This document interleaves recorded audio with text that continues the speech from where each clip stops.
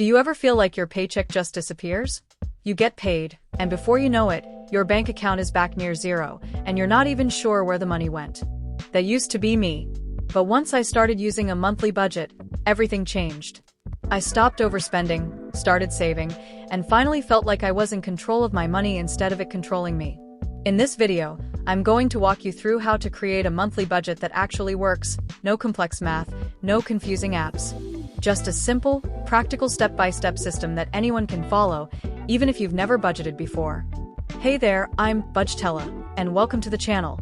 If you're new here, I break down personal finance in a simple and relatable way, so you can stop stressing about money and start building real wealth. If that sounds like something you need, hit that subscribe button and tap the bell so you never miss a video. Alright, let's get into it. The first step in creating a budget is knowing exactly how much money you bring in each month. And I'm not talking about your salary on paper, I mean your net income. That's what actually hits your bank account after taxes, insurance, retirement contributions, and any other deductions. If you get a regular paycheck, this is super easy, just look at your pay stub or your direct deposit amount. If you're self-employed or have multiple income sources, take the average of your last 2 to 3 months of income. Why is this important? Because budgeting with your gross income will throw everything off. You'll think you have more money than you actually do, and that's how people fall into debt without even realizing it. Next, write down your fixed expenses. These are bills that stay the same every month. Things like rent or mortgage payments, car payments, internet, insurance, subscriptions, anything with a predictable monthly cost. Let's say your rent is $1,200, your car payment is $300, and your phone bill is $75. That's $1,575 in fixed costs that you can't really adjust. These are your non-negotiables. They have to be covered first. Listing them out gives you a clearer picture of how much of your income is already spoken for before you even start spending. Now, let's look at your variable expenses. These are the ones that change from month to month. Groceries, gas, dining out, entertainment, clothing, coffee runs, all of it. Go back through your last 2 or 3 bank statements and write down what you typically spend in each of these categories. You might be surprised. Maybe you're spending $300 on food, or maybe it's closer to $700 once you add in takeout, snacks, and random grocery runs. Be honest with yourself here. Your budget won't work if the numbers aren't real. Before we go any further, let's pause and talk about your goals. Because a budget without a goal is just a spreadsheet. But a budget that supports your dreams? That's a game changer. What do you want to do with your money?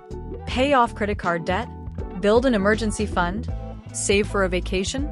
Maybe buy your first home? Write down 1 or 2 short-term goals and 1 long-term goal. This is going to shape how you build your budget moving forward and keep you motivated when things get tough.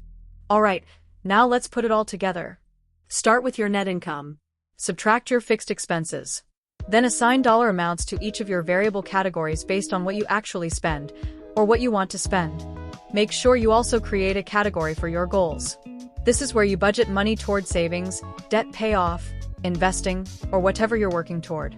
Here's the golden rule. Your total expenses, including savings, should never be more than your income. If they are, it's time to make cuts. Trim back on takeout, cancel unused subscriptions, shop smarter.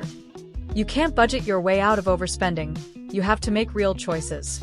And finally, this part is key, your budget is not a set-it-and-forget-it document. It's a living thing. Life changes, expenses come and go, goals evolve. So check in with your budget every week, even if it's just for 5 minutes. See how you're doing, make adjustments, and keep your goals front and center. Missed your food budget this month? No shame, adjust for next month and try again. Budgeting is a skill, and like any skill, it takes practice. So let's recap. 1. Know your net income. This is the money that actually lands in your bank account after taxes and deductions, not your salary on paper. You can't build a budget around money you wish you had. Start with the real number. 2. List your fixed expenses. These are the non-negotiables that stay the same every month: rent or mortgage, car payments, internet, insurance, subscriptions. Knowing these helps you understand how much of your income is already committed before anything else happens. 3. Track your variable expenses. These are the expenses that change each month, like groceries, gas, dining out, entertainment. They're often the budget busters, so look at your past spending to set realistic limits, not wishful ones. 4. Set financial goals. Budgeting without goals is like running a race with no finish line. Whether it's saving for a trip, paying off debt, or building an emergency fund, your goals give your budget purpose and make it personal. 5. Create your monthly plan. Take your income, subtract your fixed expenses, then distribute what's left into your variable categories and goals. It should all add up, or come in under.